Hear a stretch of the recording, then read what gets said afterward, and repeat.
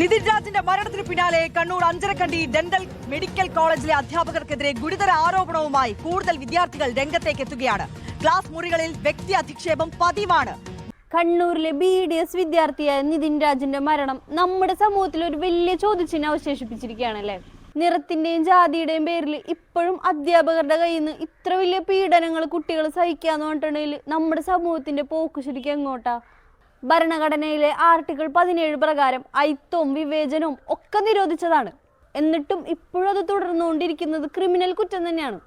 ഈ വീഡിയോ കണ്ടുകൊണ്ടിരിക്കുന്ന എൻ്റെ പ്രിയപ്പെട്ട വിദ്യാർത്ഥി സമൂഹത്തിനോടാണ്. നിങ്ങൾക്ക് എന്തെങ്കിലും ഇങ്ങനത്തെ പ്രശ്നങ്ങൾ ഉണ്ടായിട്ടുണ്ടെങ്കിൽ ആദ്യം തന്നെ കോളേജിന്റെ തന്നെ ആന്റി റാഗിംഗ് സെല്ലിൽ പരാതി കൊടുക്കാം. എന്നിട്ടും കോളേജിന്റെ ഭാഗത്തുനിന്ന് നടപടി ഒന്നുമില്ലെങ്കിൽ നിങ്ങളൊരു മെഡിക്കൽ സ്റ്റുഡൻ്റ് ആണെങ്കിൽ നാഷണൽ മെഡിക്കൽ കമ്മീഷന്റെ പോർട്ടലിലും മെഡിക്കൽ ഫീൽഡ് അല്ലാത്ത വിദ്യാർത്ഥികൾക്ക് UGCയുടെ തന്നെ സമാധാൻ പോർട്ടലിലും പരാതി രജിസ്റ്റർ ചെയ്യാം.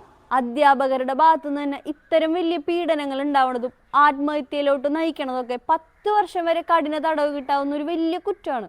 നിങ്ങൾ വിദ്യാർത്ഥികളോടാണ് എനിക്ക് പറയാനുള്ളത്. ഇത്തരത്തിലുള്ള അധ്യാപകരുടെ കുത്തഴിഞ്ഞ നെറികെട്ട അധ്യാപനത്തിന്റെയും പീഡനത്തിന്റെയും മുന്നിൽ തോറ്റു കൊടുക്കാതെ ജീവിച്ച് കാണിക്കുകയാണ് വേണ്ടത്. നിങ്ങളുടെ അവകാശങ്ങൾ കൂടുതൽ അറിയാനായി ചാനൽ ഇപ്പൊ തന്നെ സബ്സ്ക്രൈബ് ചെയ്ത് വെച്ചോ.